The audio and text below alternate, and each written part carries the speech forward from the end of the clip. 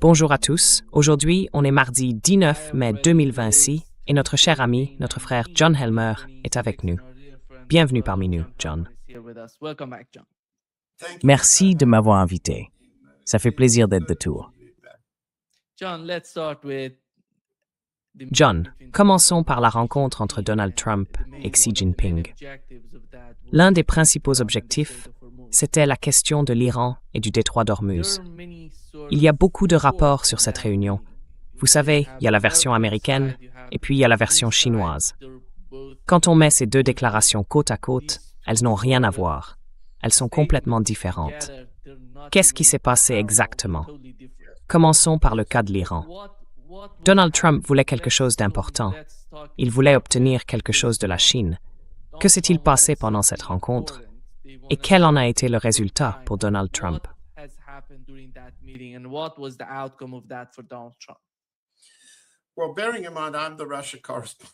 Bon, gardez à l'esprit que je suis le correspondant en Russie. D'accord. Donc je me place un peu différemment. Laissez-moi me tourner sur la droite et sortir les documents. Alors souvenez-vous, on dépend d'abord de ce qu'on lit et ensuite de ce que nos sources nous disent pour interpréter ce qu'on lit. Donc ce que j'ai là, ce que je regarde en ce moment, c'est la fiche d'information de la Maison-Blanche, publiée le 17 mai, donc un dimanche après le retour de Trump. Et la partie essentielle, le paragraphe clé, je vais vous le lire. Les deux dirigeants ont convenu que l'Iran ne pouvait pas posséder d'armes nucléaires, ont appelé à la réouverture du détroit d'Ormuz et ont convenu qu'aucun pays ni aucune organisation ne pouvait être autorisé à faire payer des droits de passage. Le président Trump et le président Xi ont aussi confirmé leur objectif commun de dénucléariser la Corée du Nord. Voilà, c'est ce passage-là qu'on va examiner.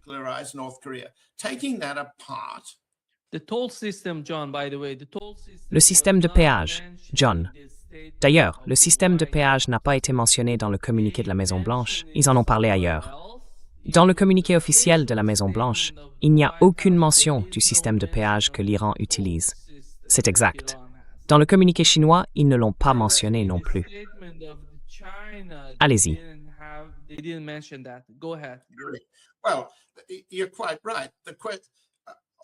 Eh bien, vous avez tout à fait raison.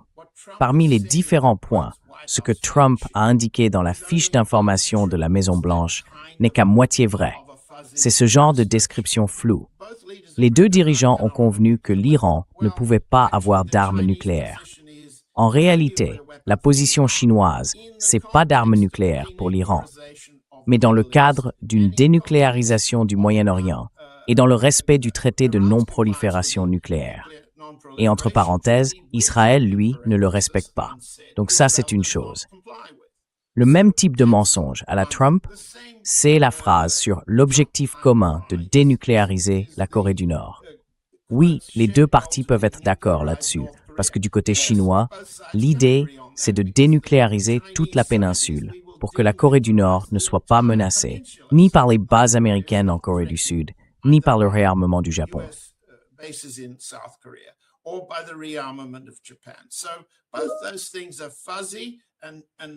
Donc, ces deux points sont flous, trompeurs et même mensongers. La question maintenant, c'est la réouverture du détroit d'Ormuz. La Chine, avec Wang Yi, qui parle la plupart du temps à la place de Xi, puisque Xi ne s'exprime presque jamais en public, la Chine donc aurait accepté de rouvrir. Mais la vraie question, c'est à quelles conditions? C'est là tout l'enjeu, et vous avez raison de le souligner. Aucun pays, ni aucune organisation. Et là, on parle du corps des gardiens de la révolution islamique, ne peut être autorisé à faire payer des droits de passage. Voilà ce que Trump affirme avoir dit, et il dit que c'est ce qu'ils ont accepté. Mais est-ce que Xi a vraiment accepté ça? On n'en sait rien. Trump dit que oui. Alors, une des questions intéressantes, c'est d'entendre la version de la Chine. Est-ce qu'ils ont dit ça ou pas?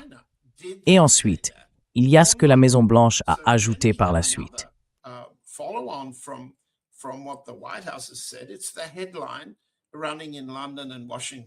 Le gros titre qui circule aujourd'hui à Londres et à Washington, c'est que des responsables américains qui aurait eu connaissance de la rencontre entre Xi et Trump, affirme que Xi aurait dit que Poutine pourrait finir par regretter l'opération militaire spéciale.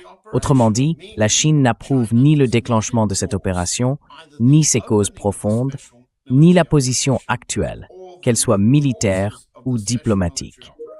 En clair, il y a là une intention de propagande, c'est évident.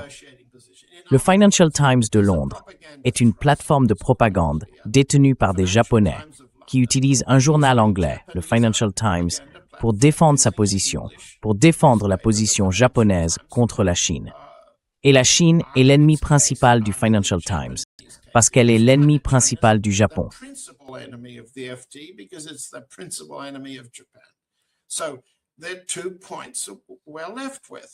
Alors, il nous reste 2 points. Ce sont de bonnes questions. D'abord, qu'a exactement dit Xi à propos du péage du détroit d'Ormuz dans le cadre des conditions iraniennes? Ensuite, qu'a-t-il dit précisément à Trump sur les conditions de négociation concernant l'Ukraine? La réponse, certains diront, et beaucoup de nos collègues dans les podcasts le diront aussi, que tout ça, c'est une invention, de la propagande occidentale. Et bien sûr, ça vient de la bouche de Trump. C'est du service éditorial de Stephen Miller, de la section des tweets, et ainsi de suite. Il ne fait aucun doute qu'il y a une tentative de séparer Poutine de Xi et Xi de Poutine, alors que le sommet russo-chinois commence demain, dans quelques heures à peine. Mais écoutons plutôt la version chinoise. Ou, pour le dire autrement, qu'est-ce qu'on doit comprendre que Xi n'a pas dit?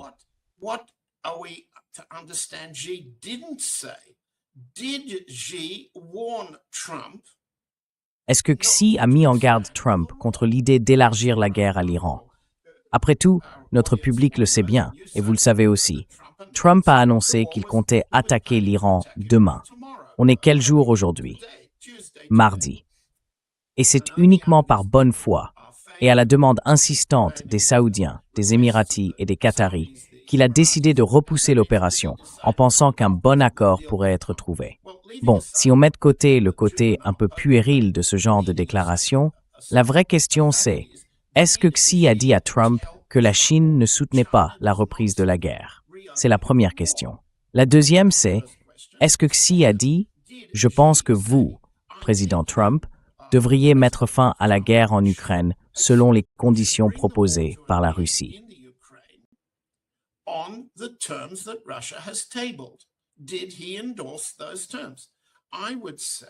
Est-ce qu'il a approuvé ces termes? Je dirais, et notre public est libre, que ceux parmi vous qui veulent soutenir Xi et Wang Yi, il est injuste de leur prêter des propos qu'ils n'ont pas tenus. Parce qu'ils sont très sophistiqués, très secrets, ils jouent sur plusieurs tableaux, et ainsi de suite. Je suis prêt à accepter que quelqu'un me dise que j'ai mal compris ce que les Chinois n'ont pas dit. Mais ce que je demande, c'est pourquoi pas? Pourquoi n'ont-ils pas clairement exprimé ce qu'ils voulaient dire? Est-ce que Trump est reparti de Pékin en pensant qu'il avait les mains libres pour infliger une nouvelle vague de destruction à l'Iran? Ou bien la Chine lui a-t-elle dit quelque chose pour le dissuader? On peut imaginer. Et le reste, c'est notre imagination, non? Oui.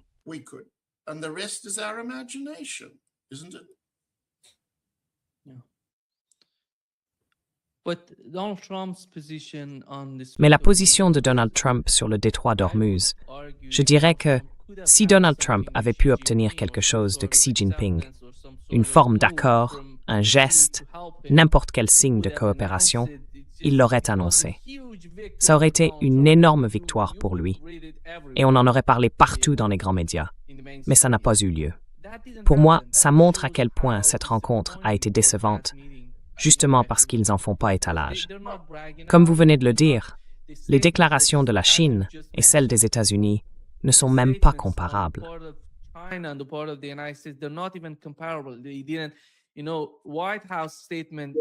Ils n'ont pas... Enfin, la déclaration de la Maison-Blanche n'a pas mentionné le cas de Taïwan, qui était pourtant l'un des principaux sujets. Oui, c'est bien là le problème. Je pense qu'ils n'ont rien obtenu. La Chine, comme l'a rapporté The Atlantic, a dit que Xi avait flatté Donald Trump, c'est tout ce qui s'est passé en Chine. Il a essayé de tout arranger pour que Donald Trump se sente très bien pendant sa visite, mais sur le plan stratégique, il n'y a eu aucun résultat concret pour Donald Trump lors de cette rencontre. Quelle a été, au fond, la réussite de tout ça pour Donald Trump?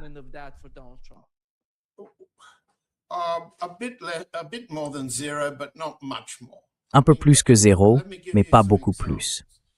Je veux dire, laissez-moi vous donner quelques exemples. Si on prend cette fiche d'information comme une fiche de vantardise, oui, c'est le meilleur que Trump ait pu présenter comme réussite. Je ne dis pas le contraire. Je dis simplement, regardons ce qu'ils ont mis en avant.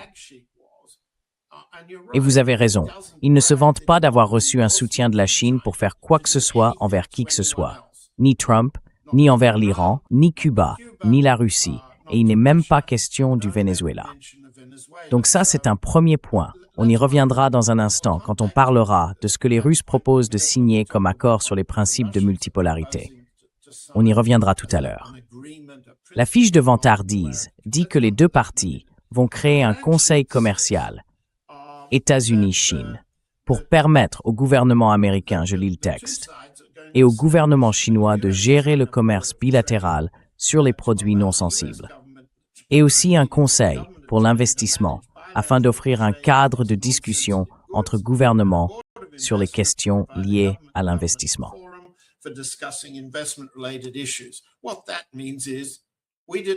Ce que ça veut dire, c'est qu'on n'a trouvé aucun accord sur une question commerciale importante. Mais on a créé un conseil du commerce pour continuer à discuter. Bon, rien de nouveau là-dedans. Un conseil de l'investissement. Eh bien, Trump, vous vous souvenez, avait dit « Je vais faire venir des centaines de millions de dollars d'investissements chinois en Russie. » Mais en réalité, la Chine n'a rien proposé. Je reviendrai dans un instant sur ce qu'ils ont offert, précisément. Donc, ils ont créé un conseil de l'investissement pour en parler. Et au final, il y a une déclaration très limitée. La Chine s'engage à examiner les préoccupations américaines concernant les pénuries dans les chaînes d'approvisionnement liées aux terres rares et à d'autres métaux critiques, autrement dit des minerais. Il n'y a pas d'accord, aucun accord. Ils vont simplement continuer à discuter.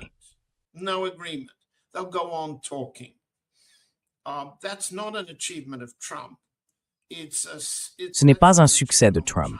Disons plutôt que c'est un succès du côté chinois, qui a réussi à maintenir le dialogue et à limiter le nombre de menaces qui sortent de la bouche de Trump.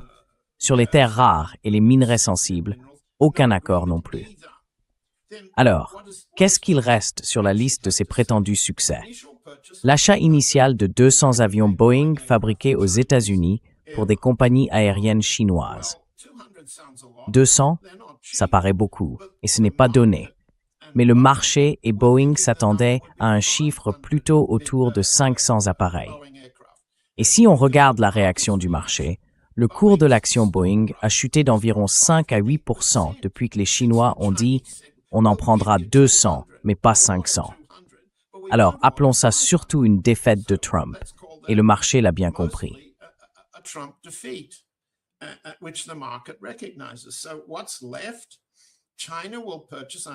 Alors, qu'est-ce qu'il reste? D'après ce que je lis, la Chine va acheter au moins 17 milliards de dollars par an de produits agricoles américains en 2026, 2027 et 2028, en plus des engagements d'achat de soja qu'elle avait pris en octobre dernier. Eh bien, j'ai vérifié les chiffres, et en réalité, cela représente un engagement chinois plus faible pour l'achat de soja et de produits agricoles américains que les pics atteints sous les administrations Biden et Obama. Donc si quelqu'un veut regarder les grands chiffres, et ils sont grands parce que la Chine consomme énormément et qu'elle est un acheteur majeur des exportations agricoles américaines, le fait est que Trump a obtenu moins que Biden et Obama.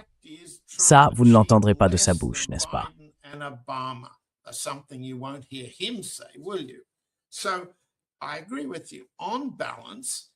Je suis d'accord avec vous.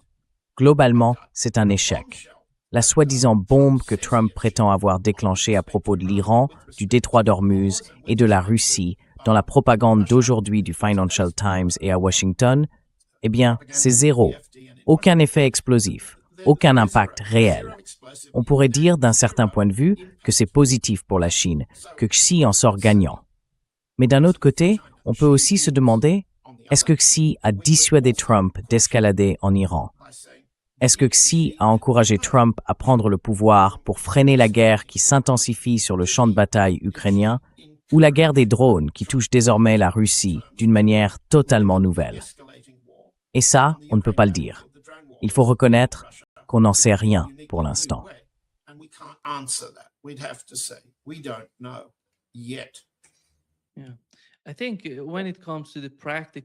Je pense que sur le plan des actions concrètes de la Chine, Donald Trump a, disons, demandé à la Chine d'acheter plus de pétrole aux États-Unis. L'une des principales raisons, c'était de faire pression sur l'Iran, réduire les importations de pétrole iranien et les remplacer par du pétrole américain, en quelque sorte substituer les États-Unis à l'Iran dans le cas de la Chine. Et l'autre point, c'était le soja, pour remplacer le Brésil. Et à mon avis, si on regarde ces deux aspects, Donald Trump n'a rien obtenu. Je ne vois pas très bien ce que la Chine peut faire, concrètement, pour dissuader les États-Unis au Moyen-Orient. Je n'entends pas l'Iran parler de ça. L'Iran n'en a pas besoin. L'Iran a besoin que la Chine soutienne l'Iran. Qu'est-ce que ça veut dire exactement?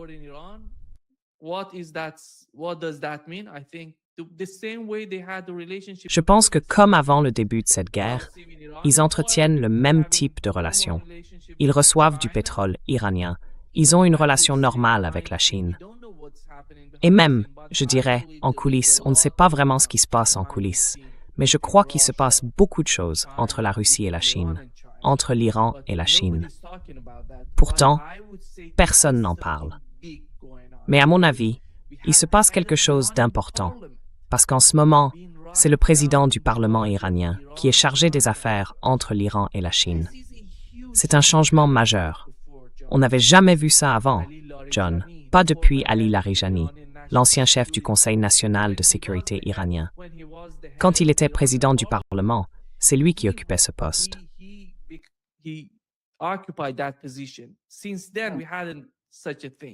Depuis, on n'a plus rien vu de tel. Et en ce moment, cette initiative du côté iranien, le président du Parlement iranien, qui est aussi d'ailleurs le chef de la délégation qui avait mené les discussions entre l'Iran et les États-Unis à Islamabad, au Pakistan, est aujourd'hui responsable des affaires entre l'Iran et la Chine. Je dirais qu'il se passe quelque chose d'important entre l'Iran et la Chine. Je ne sais pas exactement de quoi il s'agit, à quel point c'est profond, ni quels en sont les principaux éléments, mais il y a quelque chose qui ne se voit pas, dont on ne parle pas. Et c'est pour ça, à mon avis, que la Chine a déçu Donald Trump lors de sa récente visite à Pékin.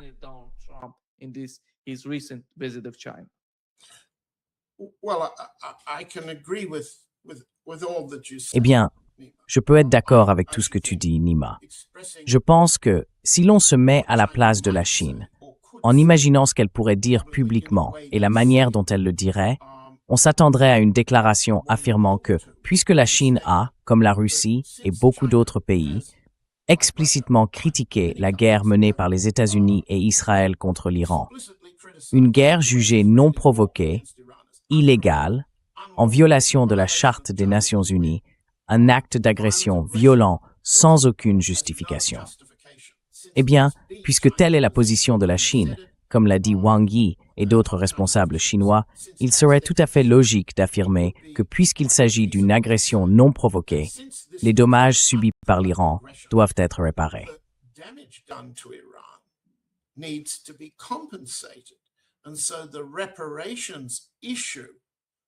Donc, sur la question des réparations, la Chine pourrait dire qu'elle doit être abordée par toutes les parties. Je pense qu'elle le formulerait dans un langage assez général, comme elle en a l'habitude.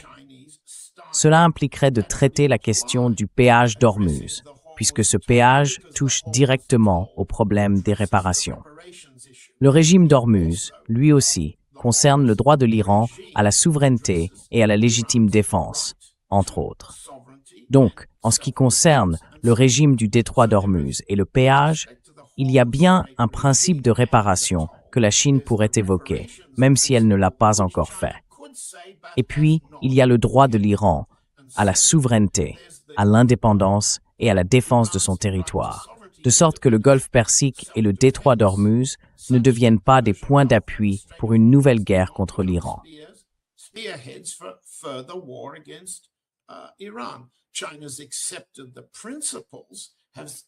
La Chine a accepté les principes, mais elle n'a pas encore relié la question d'Ormuz à ces principes.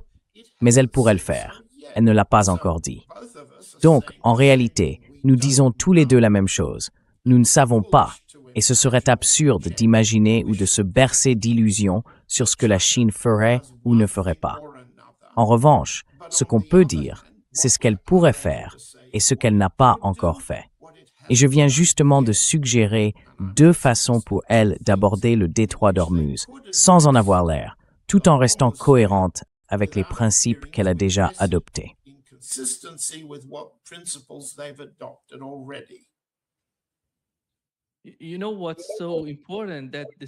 Vous savez ce qui est vraiment important. La veille de la rencontre entre Donald Trump et Xi, la Chine a payé l'Iran pour 30 pétroliers qui traversaient le détroit d'Ormuz, sous ce qu'ils appellent des frais administratifs et environnementaux. Oui, je ne sais pas ce qu'ils peuvent faire d'autre. Je comprends tout à fait votre point de vue. La Chine ne communique pas vraiment sur ce qu'elle fait, ni sur ses véritables objectifs. Mais on n'a pas entendu grand-chose à propos de cette rencontre. On ne sait pas ce qui se passe. Voyons ce qu'il en ressortira lors de la réunion entre Vladimir Poutine et Xi. Je pense qu'on va en apprendre beaucoup sur ce qui s'est passé et sur la position que la Chine adoptera concernant l'Ukraine et le Moyen-Orient. Et vous, comment voyez-vous cette rencontre entre Vladimir Poutine et Xi, juste après le sommet entre Xi et Donald Trump?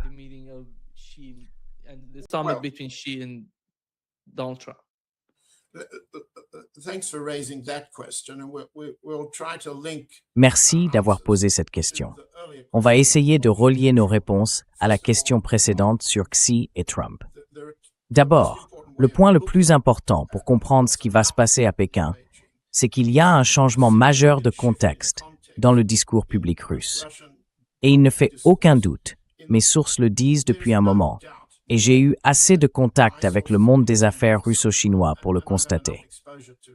Il existe une méfiance ancienne, des 2 côtés, dans à peu près toutes les transactions commerciales ou d'investissement qu'on peut imaginer. Malgré cela, il y a un commerce stratégique essentiel entre les 2 États, ainsi que des investissements et des partenariats destinés à compenser les dégâts que la Russie subit à cause de son isolement par les États-Unis, les alliés européens, le Royaume-Uni et l'OTAN, par rapport au reste du monde commercial. Ça, tout le monde l'a bien compris.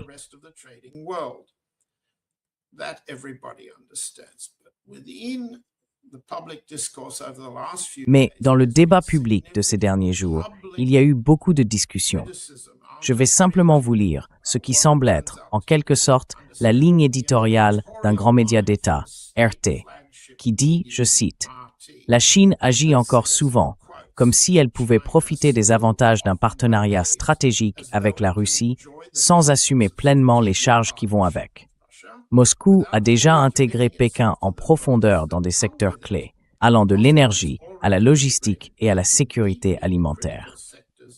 Mais beaucoup de grands investissements chinois et d'engagements technologiques avancent encore avec prudence ou restent retardés. À un moment donné, Pékin devra décider si elle considère vraiment la Russie comme un partenaire stratégique à part entière ou simplement comme une base de ressources utiles. Nous en avons déjà parlé auparavant.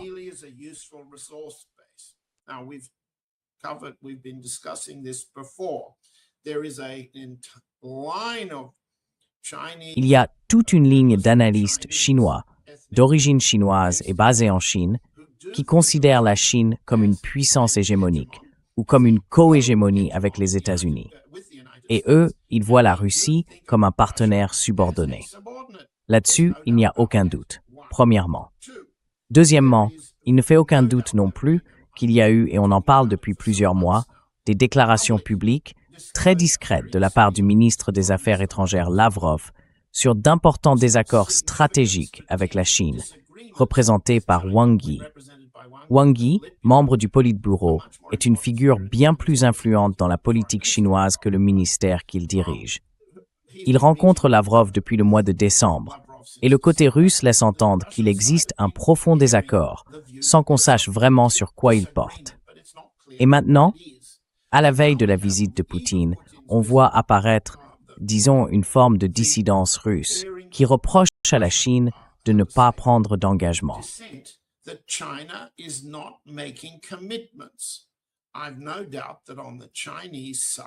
Je n'ai aucun doute que du côté chinois, on pense aussi que la Russie n'est pas tout à fait digne de confiance pour tenir ses engagements.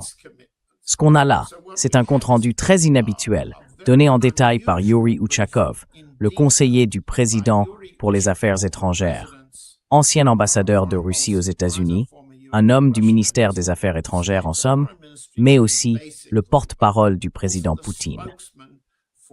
D'habitude, il ne fait pas de briefing à l'avance, et encore moins avec le niveau de détail qu'il a donné ces dernières 24 heures. On peut le lire sur TASS. Je le mettrai sur mon site pour que ceux qui préfèrent lire plutôt qu'écouter puissent voir exactement ce qu'il a dit.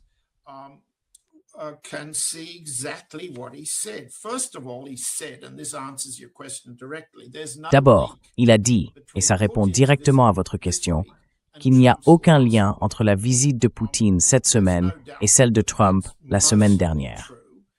Il ne fait aucun doute que c'est en grande partie vrai, dans le sens où le calendrier des rencontres entre Xi et Poutine était déjà bien avancé. Et si je me souviens bien des dates dont on avait parlé à l'époque, la visite de Poutine à Pékin, prévue pour le mois de mai, devait en fait avoir lieu la semaine dernière. Elle a été décalée à cette semaine parce que Trump s'est imposé dans le calendrier. Et clairement, il tenait à le faire. C'est comme ça que ça s'est passé. Mais il n'y a pas de lien. Poutine ne va pas en Chine parce que Trump y est allé.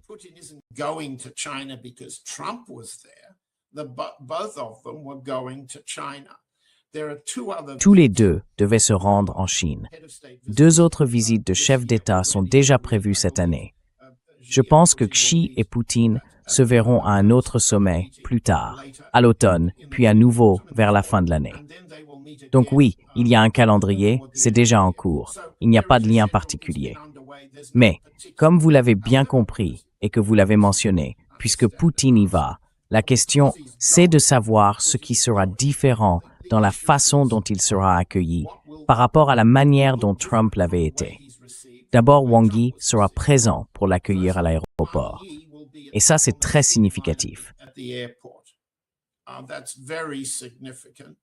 Énorme différence. Oui, c'est une grande différence. Ce n'est pas une salutation protocolaire.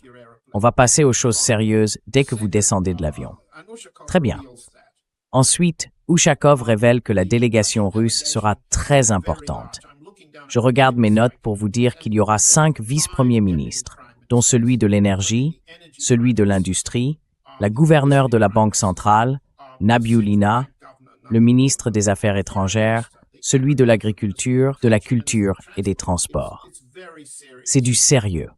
C'est plus sérieux que les représentants du monde des affaires que Trump avait emmenés avec lui. Ushakov n'a pas précisé quels chefs d'entreprise russes seront présents, mais on peut être sûr que Rosneft et Gazprom seront là.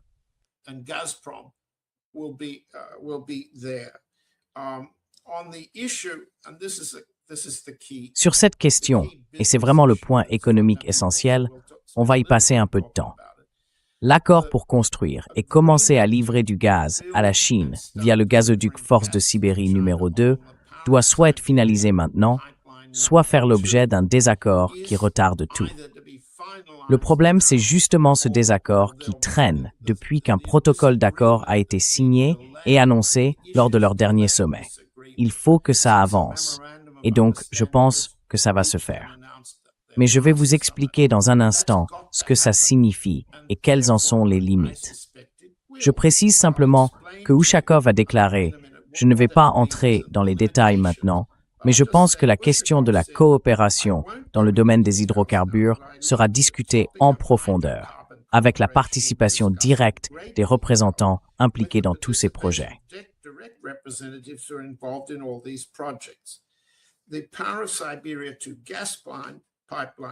Le gazoduc Force de Sibérie 2 sera discuté en détail. C'est à l'ordre du jour.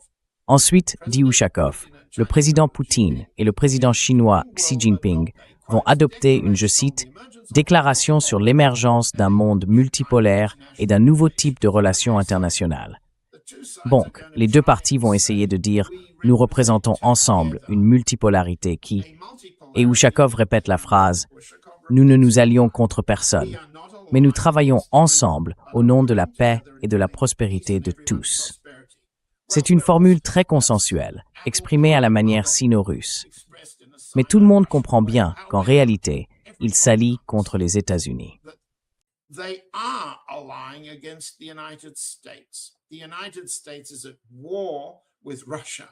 Les États-Unis sont en guerre contre la Russie sur le champ de bataille européen, et ils sont aussi en guerre contre la Chine, qui se remilitarise. Mais on le dit autrement. On va donc publier une déclaration sur l'émergence d'un monde multipolaire, pour en quelque sorte prolonger l'ambition des BRICS, sans la réalité des BRICS, que la guerre en Iran a gravement compromise, comme on l'a déjà évoqué. Alors, je passe rapidement au problème du Power of Siberia. Le gazoduc Power of Siberia. Ce gazoduc, c'est le deuxième pipeline. Le premier, le Power of Siberia, est déjà en service. Il avait une capacité de 38 milliards de mètres cubes, porté maintenant à environ 44. Je vais expliquer pourquoi ces chiffres sont importants.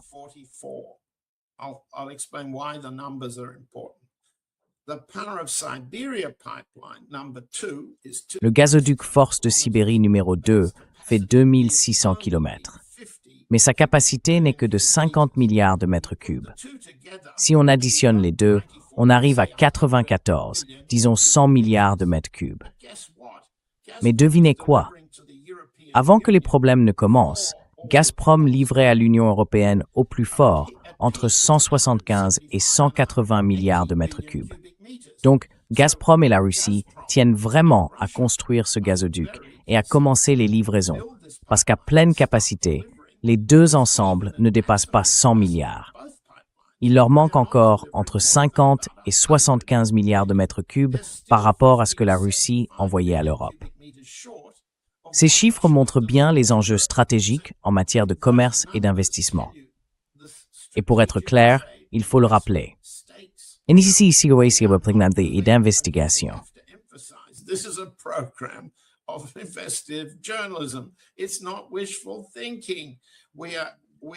Ce n'est pas un vœu pieux.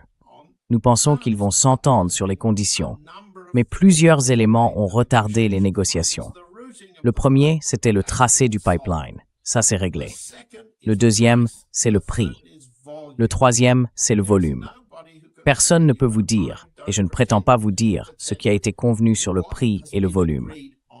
On peut lire dans Bloomberg ou dans la presse spécialisée en énergie, qui, il faut le dire, a souvent un objectif de propagande, pour ou contre la Chine, pour ou contre la Russie, que les deux parties n'ont pas encore réussi à s'accorder sur les volumes minimaux de livraison. Les volumes minimaux, justement. En d'autres termes, est-ce que les Chinois disent « nous nous engageons à acheter ou à payer » et quel serait le volume d'achat? Parce qu'on ne peut pas investir dans une infrastructure aussi coûteuse sans générer les revenus nécessaires pour rembourser les dettes et tout ce qui va avec.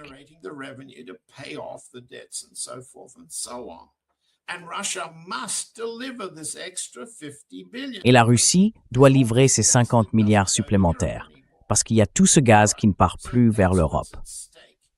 Voilà, c'est ça l'enjeu en termes de prix.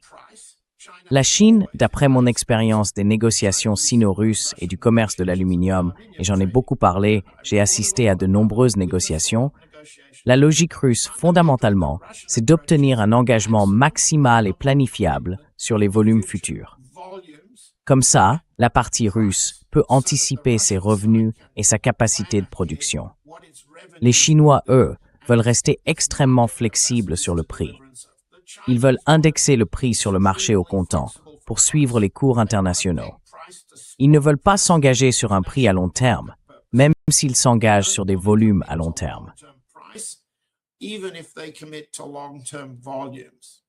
So there's always a natural difference. Il y a donc toujours une différence naturelle d'un point de vue commercial.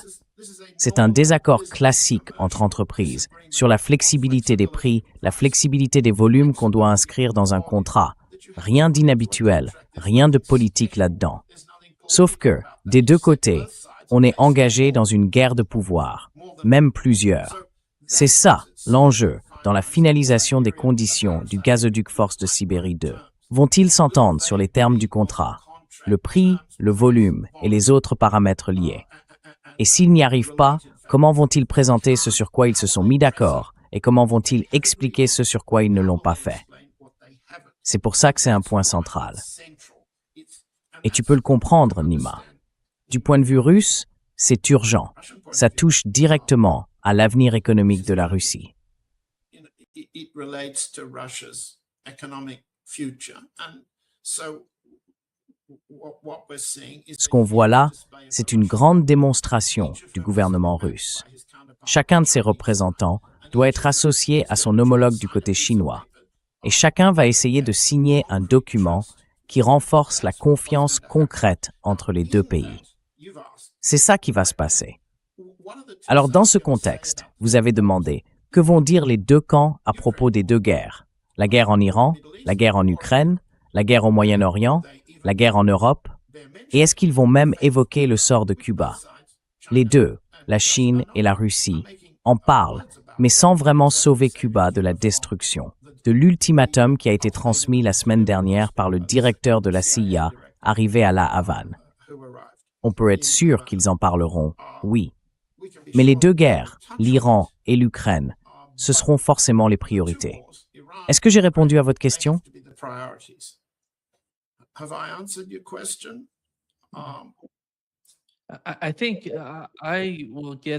Je pense que je vais revenir sur Cuba parce que c'est vraiment important. Il semble que les États-Unis préparent une sorte d'opération à Cuba.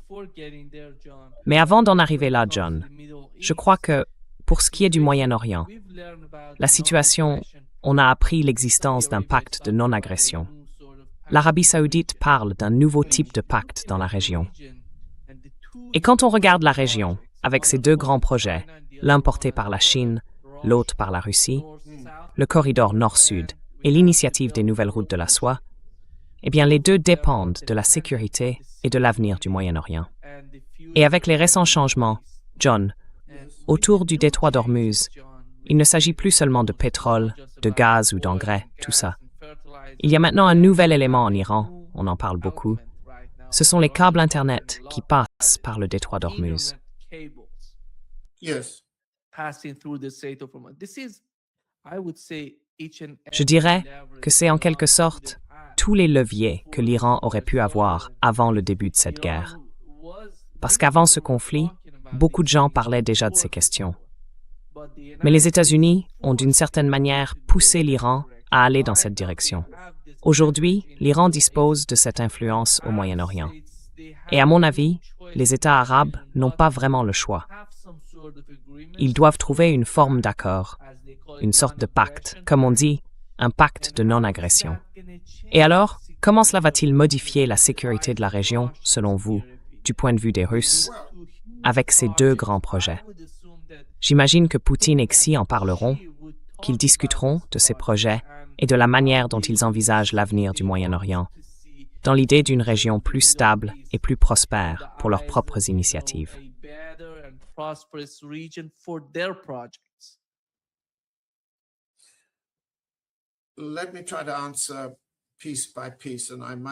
Je vais essayer de répondre aux deux questions, point par point. Et il se peut que je complète un élément que j'avais un peu perdu en route. D'abord, il y a 3 corridors. Pas seulement le nord-sud et la Belt and Road. Il y a aussi l'IMEC.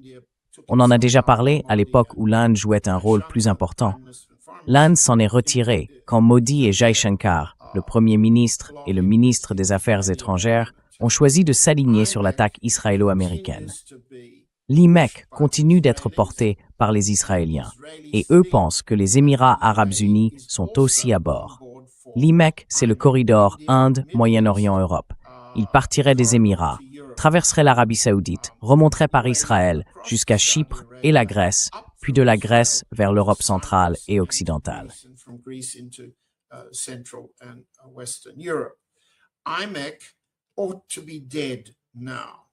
IMEC devrait être mort à présent. Pourquoi? Parce que l'Iran a clairement montré qu'il s'opposerait à toute alliance entre Israël et les Émirats, entre Israël et l'Arabie saoudite, dans le cadre d'une guerre permanente et de long terme contre l'Iran. Donc, en considérant en quelque sorte le régime d'Ormuz comme une garantie à long terme de paix et non de guerre pour l'Iran, IMEC ne peut pas être mis en œuvre, ni dans le Golfe, ni par les Émirats arabes unis, ni par l'Arabie saoudite. Israël peut continuer à s'intégrer, comme il le fait déjà. Israël occupe aujourd'hui Chypre, occupe la Grèce. Il prend le contrôle de la Crète et des installations de l'OTAN qui s'y trouvent, et ainsi de suite. Je ne pense pas que nos concitoyens aient envie de m'entendre continuer à parler de Chypre et de la Grèce, mais c'est important de comprendre que IMEC est arrivé dans une impasse à Ormuz.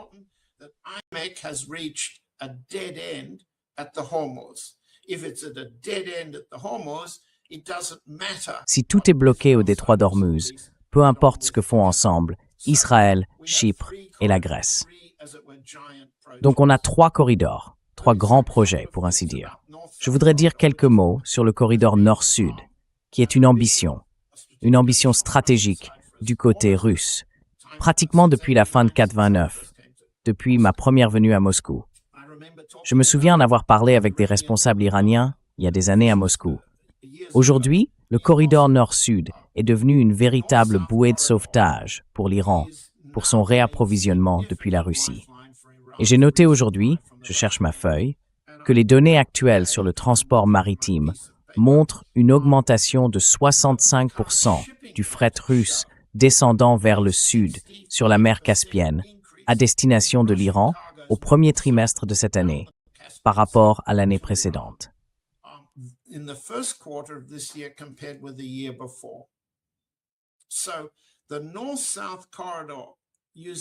Le corridor nord-sud, qui passe par la mer Caspienne, est aujourd'hui d'une importance stratégique bien plus grande pour la Russie et pour l'Iran qu'il ne l'a été au cours des 25 dernières années de discussions sur ce projet. Il est au cœur du réapprovisionnement iranien.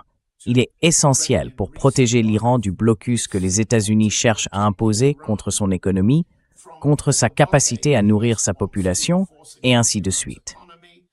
Sans parler du réapprovisionnement militaire, qui transite lui aussi par la mer Caspienne.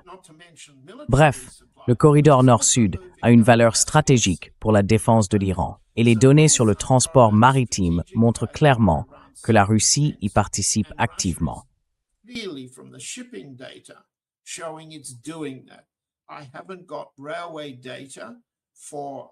Je n'ai pas de données ferroviaires sur le transport de marchandises russes à travers le Turkménistan vers l'Iran. Je n'ai pas non plus d'autres données ferroviaires ni de données aériennes.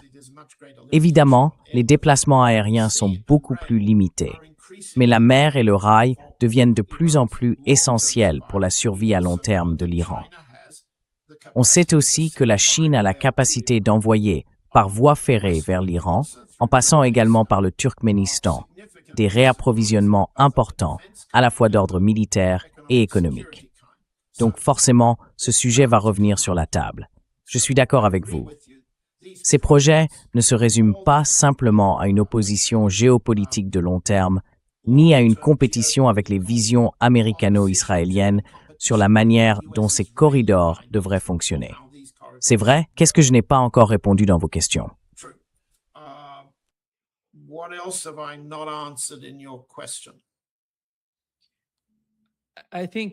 Je pense que l'autre point, c'est le pacte dont il parle, le pacte de non-agression. Comment tu vois ça, John?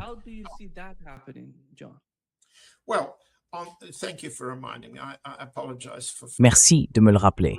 Je m'excuse d'avoir oublié. La Russie a depuis plus de 5 ans maintenant une proposition sur la table. C'est le ministère des Affaires étrangères qui l'avait présentée à l'époque. Une proposition de sécurité mutuelle et réciproque pour la région du Golfe Persique. Israël en était exclu. Donc l'idée d'un nouveau pacte de sécurité mutuelle impliquant les États arabes et l'Iran La Russie l'avait anticipé, mais elle n'a pas été adoptée. Certainement pas par les Émirats arabes unis, qui, soyons clairs, se sont alignés à la fois avec Israël et avec l'Inde dans leurs attaques contre l'Iran. Les divisions entre les Émirats, l'Arabie saoudite, les cheikhs du Golfe et l'Iran sont de toute évidence au bord de la guerre. En réalité, elles font déjà partie de la guerre en cours. At the point of war. They are part of the current war. So, a mutual non-aggression pact. Donc, un pacte de non-agression mutuelle suivrait en fait le modèle proposé par la Russie, et ce serait déjà une nette amélioration par rapport à la situation actuelle. Mais si c'est l'Arabie saoudite qu'il propose, rien ne garantit que les Émirats arabes unis accepteront. Ils sont aujourd'hui en concurrence sur les plans stratégiques, militaires et territoriaux. Et les Émirats cherchent à construire leur propre axe Israël-Inde, à la fois pour le corridor et pour des raisons militaires. Ainsi, un pacte de non-agression mutuelle entre les États arabes et l'Iran ne représenterait en réalité qu'une moitié de la solution. L'Iran a déclaré qu'il fallait aussi le retrait des bases américaines. Donc, une offre arabe de non-agression réciproque et de sécurité à long terme impliquerait que les États-Unis ne réinstallent pas les bases dont ils se sont retirés, celles qui ont été attaquées et délites.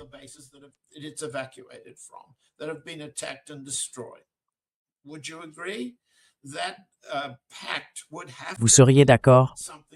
Cet accord devrait signifier quelque chose que les Saoudiens n'ont jamais envisagé depuis Abdulaziz dans les années 40.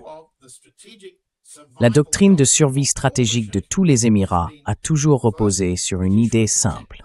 D'abord, que les Britanniques les protégeraient les uns des autres, qu'ils préserveraient leur régime de leurs divisions internes, qu'elles soient tribales ou religieuses, et qu'ils les défendraient contre l'Iran, ou, avant l'Iran, contre Saddam Hussein et contre les menaces arabes laïques. Donc, il est difficile d'imaginer que les Saoudiens accepteraient de renoncer aux bases américaines, qui ont été installées là à l'origine comme fer de lance de la campagne de bombardement stratégique que l'aviation américaine préparait pour une attaque nucléaire contre l'Union soviétique.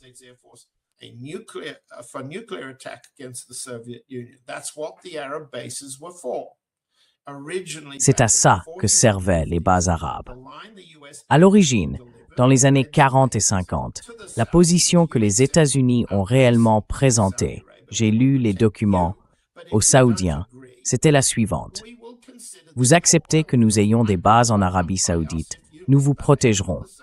Mais si vous refusez, nous considérerons que vos champs pétrolifères pourraient être détruits par nous si vous vous comportez mal avec l'Union soviétique. C'était aussi clair que ça.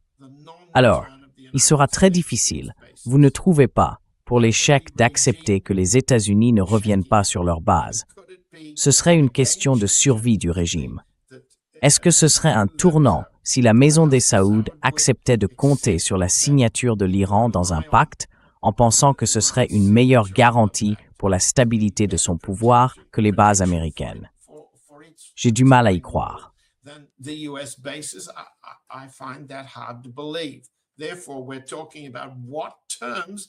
Donc, on parle ici des conditions que l'Iran accepterait.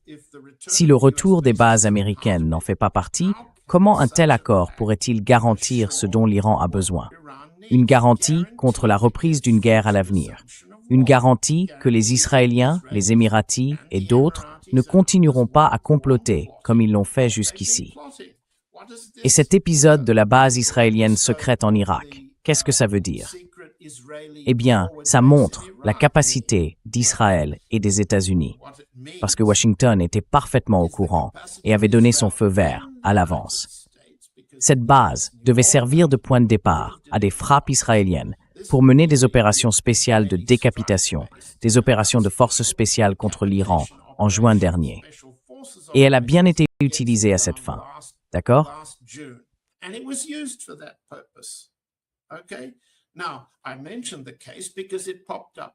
J'ai mentionné cette affaire parce qu'elle est apparue hier dans la presse moscovite d'une manière très intéressante. S'il doit y avoir un pacte de non-agression mutuelle, l'Irak en fait partie. Mais si l'Irak n'est pas capable de contrôler son propre territoire, puisque les États-Unis contrôlent de fait une partie de ce territoire avec Israël, alors sa signature ne vaut rien. Et ça, ce serait un autre problème pour un tel pacte. Pardonnez-moi. Ce qui s'est passé hier à Moscou est vraiment intéressant. Laissez-moi vous raconter. L'histoire, c'est que tout à coup, on a reparlé de cette base, celle qui avait été retirée du sud-ouest de l'Irak après la guerre de juin parce qu'elle ne remplissait plus ses fonctions. Eh bien, c'est Evgeny Kroutikov qui en a parlé dans Vzgliad. Vzgliad, c'est une importante plateforme en ligne soutenue par le Kremlin où l'on discute des questions économiques, commerciales et de sécurité militaire les plus sérieuses auxquelles le Kremlin est confronté.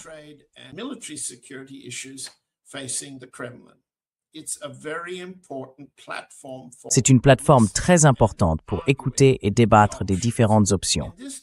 Dans ce cas précis, Kroutikov, qui a fait carrière au sein du GRU, le service de renseignement militaire, dispose de sources au GRU. Il a expliqué ce qu'était cette base et comment elle s'était retrouvée là. Il ne cache pas du tout que cela n'aurait pas pu exister sans l'accord des États-Unis, mais que le gouvernement irakien, lui, n'en savait rien. Il en tire la conclusion qu'un État irakien, n'existe pas vraiment si une chose pareille peut se produire. Ce qu'il sous-entend aussi, sans le dire directement, c'est que le côté russe devait forcément être au courant. Et si le côté russe, le GRU, donc le service de renseignement militaire, savait grâce à sa propre couverture satellitaire, qui était très dense à l'époque, juste avant la guerre de juin et après, alors si le renseignement militaire russe n'avait pas su, cela aurait été une révélation catastrophique. Mais ce n'est pas ce qui s'est passé.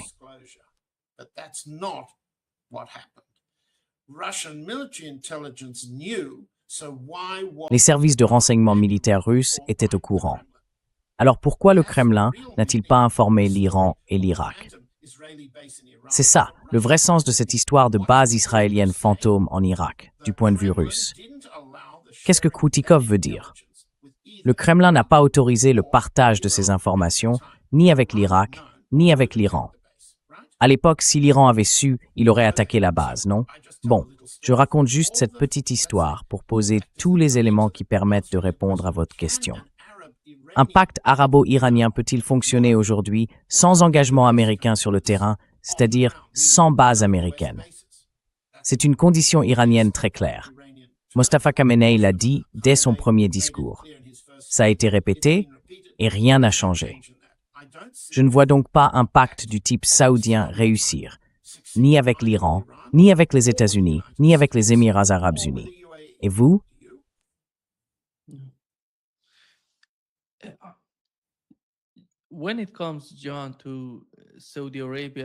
Alors, John, quand on parle de l'Arabie saoudite, tu as mentionné la question des bases américaines dans ces pays. Comment tu vois le rôle du gouvernement pakistanais? Parce qu'il y a un accord militaire entre l'Arabie saoudite et le Pakistan. Et je dirais que le Pakistan est très lié à l'Iran et à la Chine, et qu'ils essayent aussi de faire quelque chose avec la Turquie. Est-ce que ça veut dire qu'on va assister à quelque chose de plus grand que ce qu'on voit en ce moment? Ou est-ce que c'est juste une sorte de vœu pieux au Moyen-Orient? Parce que pour être honnête, je ne vois pas vraiment d'avenir pour les bases américaines en Arabie saoudite. Imaginons qu'ils ne quittent pas le pays. Qu'est-ce qu'ils peuvent vraiment y installer? Parce que, à chaque attaque, on a l'impression qu'on s'engage dans un conflit de très longue durée entre l'Iran, les États-Unis et Israël.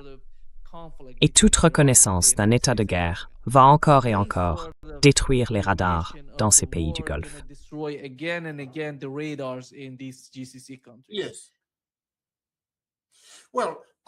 Oui. Eh bien, vous soulevez un bon point. Je dirais, pour commencer, que le rôle du Pakistan ressemble à l'ancien rôle des janissaires dans l'Empire ottoman. En d'autres termes, ce sont des mercenaires, des étrangers, dont la fonction principale est de protéger le régime. Ce sont la garde présidentielle, celle en qui on peut avoir confiance pour ne pas trahir leurs employeurs. Ils n'ont pas de pouvoir local, ils n'ont pas d'ancrage ethnique, pas de liens familiaux, matrimoniaux ou autres sur place. On peut compter sur eux, contre rémunération, pour remplir exactement la mission qu'on leur confie. Le rôle du Pakistan, potentiellement, tel que je le comprends, serait d'assurer la sécurité intérieure, de protéger les cheikhs au pouvoir. Ils n'interviendraient pas à l'extérieur, ni pour des opérations offensives, ni même pour des opérations défensives hors du pays.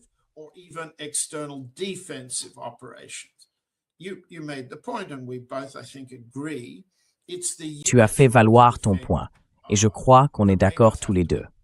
C'est le rôle des États-Unis d'assurer la défense. Les radars doivent être réparés et reconstruits. Les bases doivent être rebâties. Si l'Arabie saoudite et les autres cheikhs ne parviennent même pas à un accord à court, moyen ou long terme avec l'Iran, puisque j'accepte ce que tu dis, alors c'est une guerre permanente sur le long terme. Et donc, si c'est le scénario le plus probable, l'Iran doit garder tous les leviers dont il dispose. Il doit donc conserver le contrôle du détroit d'Ormuz et maintenir la pression économique sur chacun des Émirats. Autrement dit, la non-agression implique un certain contrôle. Et ça ne satisfera personne. Le rôle du Pakistan ici reste mineur.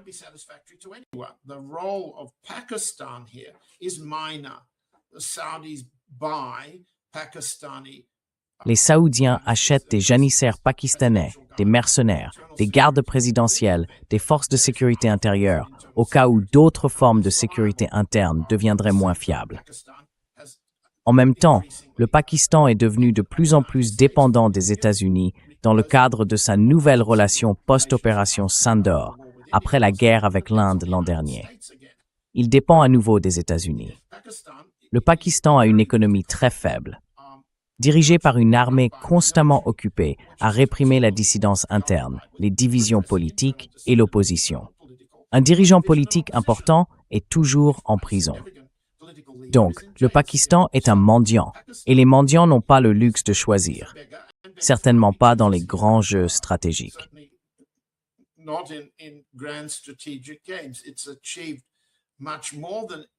Elle a obtenu bien plus de résultats qu'on ne lui en a reconnu en tant que médiatrice. Les tables des pauvres peuvent être de bonnes tables de médiation, tout comme celles des riches, et peut-être même plus convaincantes. Et à ce titre, Islamabad s'est révélée plus convaincante que presque n'importe quel autre endroit qu'on pourrait citer. Mais cette médiation ne peut être crédible que si les parties ne retournent pas à la guerre, si les États-Unis, d'abord, ne reprennent pas les hostilités. Ensuite, si les deux camps parviennent réellement à négocier des conditions stables. Et selon vous, d'après ce que Trump commence à dire, est-ce que les États-Unis sont proches de négocier sur les bases que le président Ghalibaf a mises sur la table, celles que l'Iran a répétées à maintes reprises sous différentes formes? Est-ce que vous trouvez cela plus crédible? Est-ce qu'on est, du point de vue iranien, plus près d'un accord aujourd'hui?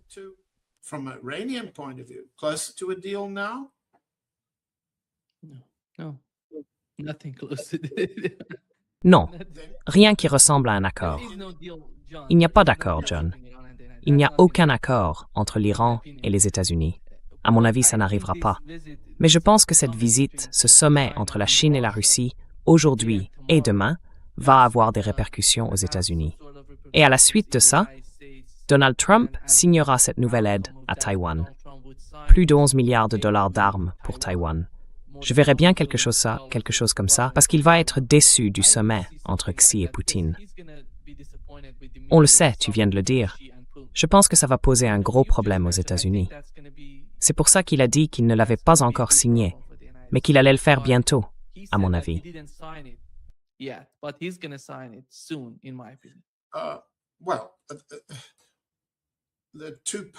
Eh bien, il y a deux aspects à cela. Je ne suis pas en mesure de dire quelles sont les forces en présence à Washington concernant la deuxième tranche de l'aide militaire américaine à Taïwan. Je ne pense pas que ces groupes de pression, ni les arguments qu'ils avancent, seront influencés par quoi que ce soit que Xi ou Poutine puissent dire. Nous avons bien noté que Taïwan n'a été mentionné par aucun des deux camps, sauf que les Chinois ont clairement indiqué que c'était leur priorité numéro 1. Et si on ajoute à Taïwan la remilitarisation du Japon, c'est une autre priorité très importante pour la Chine. Et comme rien n'indique que les États-Unis aient abordé ces sujets, on doit supposer une certaine inertie. L'administration Trump continuera à faire ce qu'elle avait prévu de faire, et la partie chinoise continuera à s'y opposer. J'espère avoir bien fait comprendre que, selon moi, la priorité russe, l'urgence du moment est économique. C'est le gazoduc Force de Sibérie.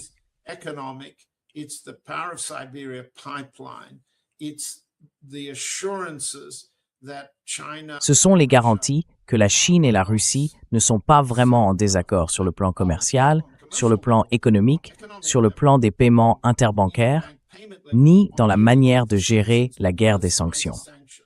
Les deux pays sont sanctionnés. Les deux doivent trouver des moyens d'y échapper.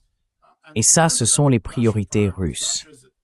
La Russie est en guerre sur tous les fronts, sur les mers, dans les grands centres financiers du monde, sur le champ de bataille en Ukraine. Et elle fait face à la capacité de l'autre camp d'intensifier les attaques, notamment avec des essaims de drones contre les villes russes. Ça veut dire que tous les efforts de l'état-major pour détruire les usines de drones n'ont pas porté leurs fruits. Et la Russie est en pleine campagne électorale. Il y a donc, je dirais, des priorités écrasantes, des priorités intérieures pour la partie russe, dont Poutine et Xi doivent discuter. Quant à Taïwan, les deux parties sont d'accord.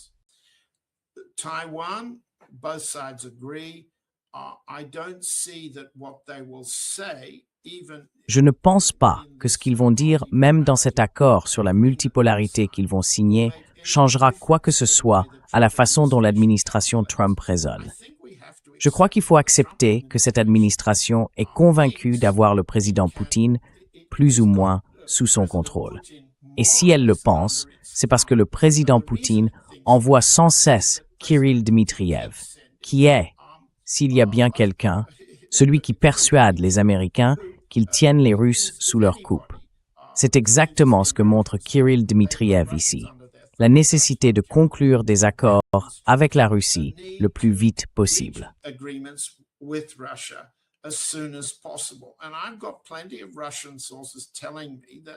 J'ai beaucoup de sources russes qui me disent qu'à Moscou, autour de Poutine, il y a en ce moment un vrai besoin, pendant cette période électorale, de parvenir rapidement à un accord avec Trump. L'idée, c'est que Poutine puisse à nouveau apparaître comme acceptable aux yeux des États-Unis, peut-être à l'occasion du sommet du G20. Tout ça, ce sont des signes d'un besoin pressant du côté de Poutine. On n'a pas le temps maintenant d'entrer dans le détail des dynamiques russes derrière tout ça. Ce qui nous intéresse ici, c'est de voir comment la rencontre entre Xi et Poutine peut servir ses priorités du côté russe. Votre question portait sur la manière dont cette rencontre sera perçue à Washington. Et je suis d'accord avec vous. Elle ne changera quasiment rien sur la question de Taïwan. Je pense qu'on est aussi d'accord pour dire qu'elle aura plus d'impact sur la guerre en Iran. Mais ce qu'il faut surtout observer, à mon avis, c'est ce qui n'est pas dit.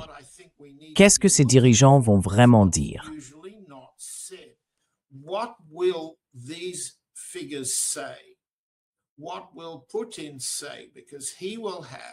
Que va dire Poutine?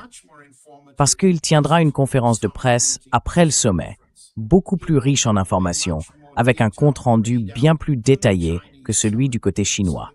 Donc, les questions qu'on lui posera seront intéressantes, parce que les journalistes russes posent au président de bien meilleures questions que celles que les journalistes américains osent poser aux leurs.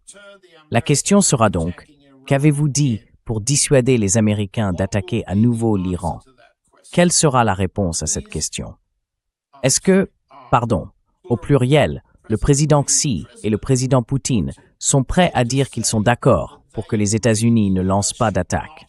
Sont-ils d'accord pour dire que la question du détroit d'Ormuz dépasse largement la simple liberté de navigation, qu'elle touche à l'avenir à long terme, à un contexte de paix et à l'abandon de la guerre permanente? Est-ce qu'ils utiliseront ce genre de langage ou est-ce qu'ils vont l'éviter?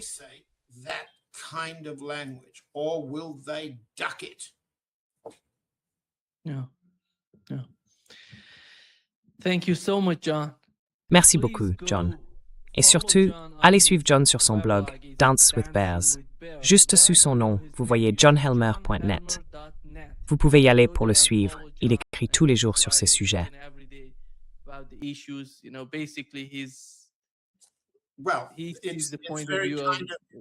C'est très gentil à vous de le dire, mais on sait bien que vous, là-dehors, vous préférez écouter. Pour vous, les podcasts, c'est votre forme de journalisme, et vous avez arrêté de lire. Alors voilà, un petit test pour la semaine prochaine. Pas d'inquiétude, il n'y aura pas de quiz. La question, c'est est-ce que vous savez encore lire? C'est ça, le test. Le podcast, c'est une nouvelle forme de journalisme. Je suis très reconnaissant envers toi, Nima, de l'avoir fait progresser autant. Et ce n'est pas une critique. Est-ce que notre public lit encore? Est-ce que vous voulez suivre mon opinion ou celle de quelqu'un d'autre? Moi, je pense qu'on est là pour faire du journalisme. Je pense qu'on essaie de construire une conviction.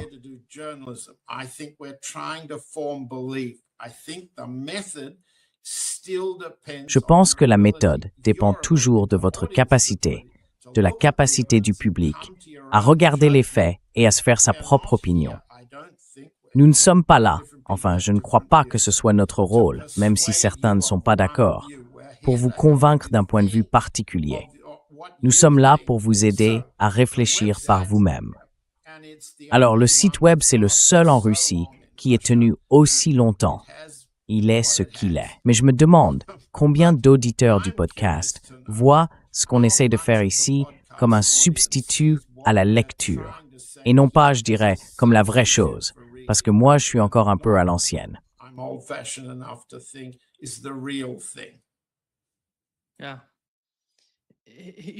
Oui. Voici une question posée par un membre du public, John.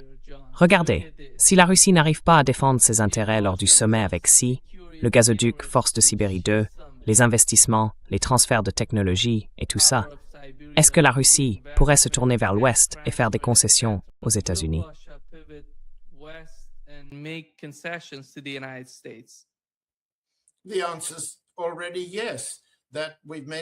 La réponse est déjà oui.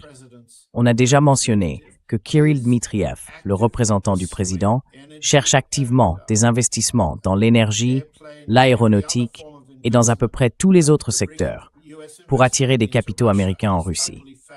Il a complètement échoué sur tous les projets dont on a parlé, mais le virage est déjà amorcé parce que le président Poutine équilibre entre différents groupes d'influence, entre l'oligarchie russe qui veut que les affaires reprennent comme avant. Cette oligarchie était totalement tournée vers les États-Unis et l'Europe pour échapper à l'impôt, pour préserver sa richesse, pour protéger sa position économique en Russie, en dissimulant ses avoirs à l'étranger, et ainsi de suite.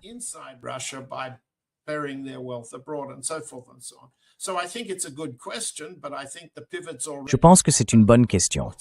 Mais pour moi, le virage a déjà eu lieu. On est dans un système à plusieurs pivots, où si le projet Force de Sibérie 2 échoue, ça va renforcer ceux à Moscou qui disent « Vous voyez, on vous l'avait dit, les Chinois ne sont pas fiables ». Et donc, il faut absolument conclure un accord avec Trump, et il faut le faire vite avant qu'il ne perde son pouvoir d'imposer ses décisions au Congrès. Oui, c'est une bonne question. Mais oui, ces changements d'orientation, c'est comme un ballet permanent, et ça dure depuis plusieurs années déjà. Et là, on n'en est qu'à l'acte 2.